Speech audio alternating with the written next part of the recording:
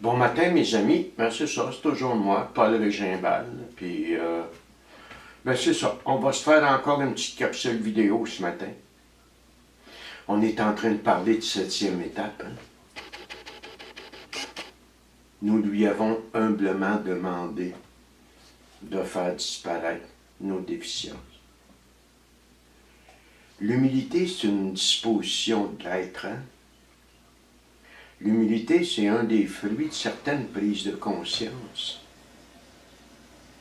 Et quand je regarde mes carences, quand je regarde mes inaptitudes, quand je regarde mes déficiences, mes complexes, quand je regarde puis que je prends le temps de goûter à tout ce que ça m'a coûté, moi, ça, cette incapacité naturelle que j'ai à pas être capable de me rendre heureux. Tu comprends? Moi, j'étais capable d'avoir du plaisir quand j'étais un gars de plaisir, je le suis resté. Mais le bonheur puis être heureux, pour moi, c'était des concepts, c'était des histoires du Père Noël, tu comprends? Je pouvais pas croire à ça. Au mieux aller, je pouvais croire que certaines personnes y étaient parvenues, mais pas moi. Donc, quand je regarde la noirceur dans laquelle j'étais, alors que je faisais croire à tout le monde que j'étais au plein soleil, quand je prends le temps d'un bon retour en arrière pour goûter à tout ça, je réalise aussi toute l'impuissance que j'ai à changer ça. Ah, c'est épouvantable ça, tu comprends? Même si je le voudrais, je ne le pouvais pas. D'où l'idée que j'ai remis mon bonheur entre les mains des autres, tu comprends? J'ai pas fait ça pour rien, là.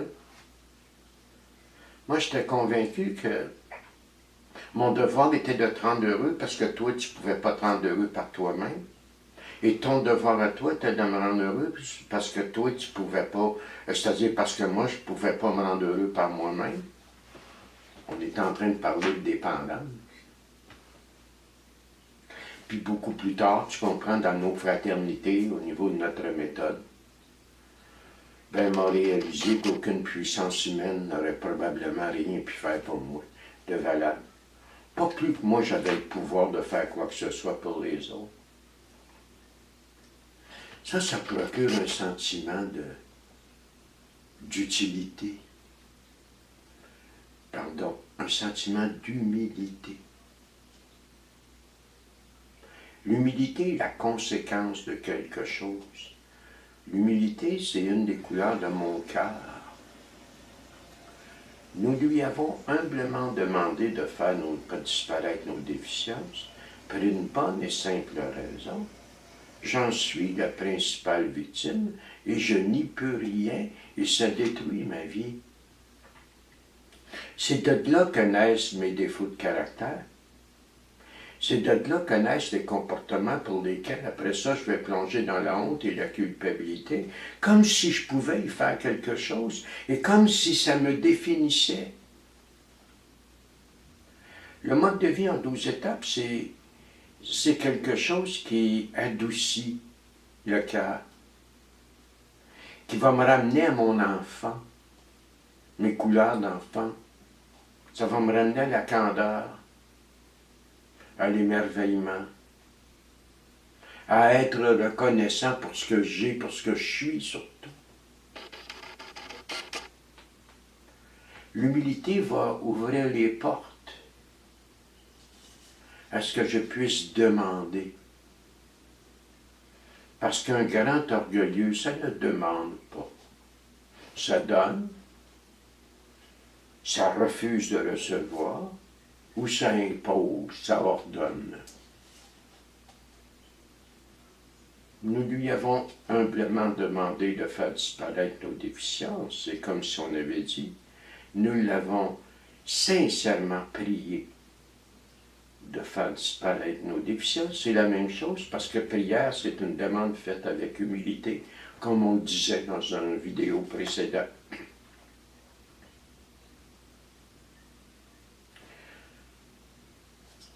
En acquérant un petit peu d'humilité, ben, je vais comprendre tout ce que ça veut dire. Je vais commencer du moins. à comprendre tout ce que ça veut dire.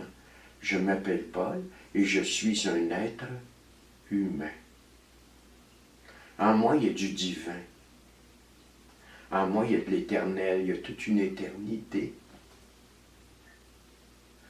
En moi, il y a de la lumière. Puis en même temps, bien, en moi, il y a de la peur, il y a de la noirceur. Il y a des limites. Il y a des incapacités.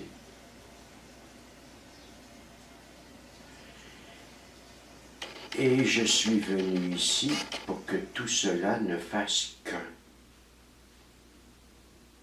Et ce sont des vertus comme l'humilité qui vont me procurer cette possibilité d'être un, unique, indivisible comme un individu, d'être conscient de ma nature humaine comme de ma nature divine, tu comprends? Je l'ai dit souvent, mais encore le répétais un matin, quand moi je suis plein de trous. Je n'ai pas demandé ça. Ceux qui m'ont au monde et qui ont fait ça, ils étaient pleins de trous. Moi, je regarde mon père, ma mère, sacrement, tu sais. Ils n'étaient pas mieux équipés. Ils n'étaient pas spirituellement plus riches que moi je l'étais. Ça m'a aidé à comprendre, ça m'a aidé à aller au pardon, tu comprends? C'était long, mais c'est fait. Nous lui avons humblement demandé de faire disparaître nos déficiences. Mes inaptitudes à vivre, t'es impuissant devant ça, moi. T'es impuissant devant ça. Je prendrais les meilleures résolutions du monde, puis quand j'étais petit gars, j'étais un petit gars intelligent. J'aimais faire plaisir, j'avais des belles qualités spirituelles. J'avais de la bonne volonté, mais c'est que je faisais dur. Toutes les années, je commençais l'école, toutes les années, là, mois de septembre. Là, avec de belles résolutions. Je n'avais pas dit ça à mes parents, là. J'avais pris ça face à moi. Là, mes petits cahiers étaient propres, puis je m'arrangeais pour avoir une belle écriture, puis bon. Ça t'a fait 1 semaine, 2 semaines maximum. 1 mois plus tard, là, mes cahiers, tout ça, c'était un hangar, tu comprends? C'est comme ça que je me suis vécu, moi. Tout le temps avec là, on va faire bien, là, on va faire bien, là, on va faire bien. Ah ben, il fallait que j'admette que j'y parvenais pas. Pas que je veux pas, parce que je peux pas. Saint Paul, hein, Épître aux Romains, je reviens souvent avec ça parce que c'est tellement d'actualité. Paul, il disait, non seulement ils ne le veulent pas, ils ne le peuvent même pas. Elle est là, la clé, dans l'admission de l'impuissance. Tout le temps, cette maudite première étape-là, qui se doit d'être faite sans réserve, parce qu'elle ouvre les portes au reste du mode de vie, tu comprends? Nous lui avons humblement demandé, Mazan, mon chum. C'était tellement dur vivre. Moi, tout ce que j'étais capable de faire, c'était oublier. Puis dire demain, ça va être mieux. C'est même pas vrai, tu comprends? Je me promenais de ville en ville, de femme en femme, de job en job, d'illusion en illusion, puis jusqu'au jour de l'avènement de mon bas fond total. Je n'ai pas demandé ça, moi, là. J'admets cependant que j'en suis le principal responsable. Mais je ne l'ai pas demandé, ça. Je lui ai humblement demandé de faire disparaître mes déficiences. Et j'ai pleinement consenti à ce qu'il élimine mes défauts de caractère, parce que j'avais compris en 5e étape, en 4e et 5e étape, que j'étais totalement impuissant devant ça, autant que je l'étais devant l'alcool, les drogues, les médicaments, puis toutes les cochonneries, puis les autres, la dépendance affective. Je possédais bien peu de moyens pour mener ma vie. Tu sais, dans la première étape, la deuxième phrase dit que nous avions perdu la maîtrise de nos vies. Moi, je ne pense pas l'avoir jamais eu, la maîtrise de ma vie, tu vois. Je pense pas. Puis je ne veux pas l'avoir non plus. moi je vais avoir la raison. Parce que la journée où on va avoir le sentiment que je maîtrise ma vie, il va vouloir contrôler la tienne. Il y a quelqu'un qui a tout pouvoir. Celui-là, c'est Dieu, puis c'est lui qui est le maître de ma destinée. Nous lui avons humblement demandé de faire disparaître nos déficiences. Paul est un pur, un grand pur.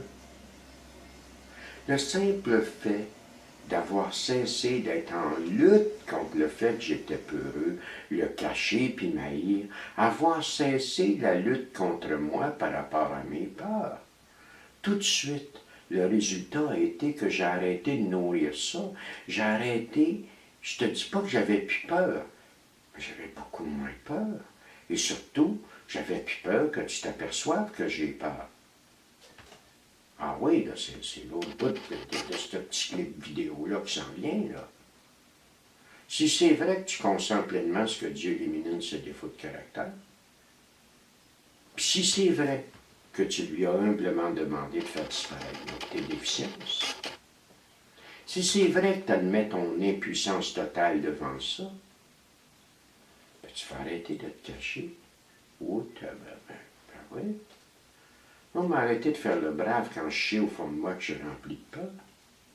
M'a arrêté de faire le frondeur puis le ra quand je sais que je suis un grand timide. M'a arrêté de me mettre en avant de la gang quand je sais très bien que je suis un intimiste. Je suis quelqu'un de réservé, moi. M'a arrêté d'aller baiser à gauche par à droite juste pour te prouver que je suis un mâle. Alors qu'au fond de moi, je suis quelqu'un qu'il faut apprivoiser. Je ne suis pas un sauvage, mais je suis quelqu'un qu'il faut apprivoiser. M'a arrêté d'en mettre pour impressionner. 6e et 7e étape, ce n'est pas les seules 2 étapes qui vont faire ça. Mais c'est 2 étapes qui vont t'amener à être uniquement ce que tu es et rien d'autre, autant dans ce que tu as de beau que les gens admirent, que dans ce que tu aimais moins, qui à ton point de vue était moins beau, mais ça reste à prouver.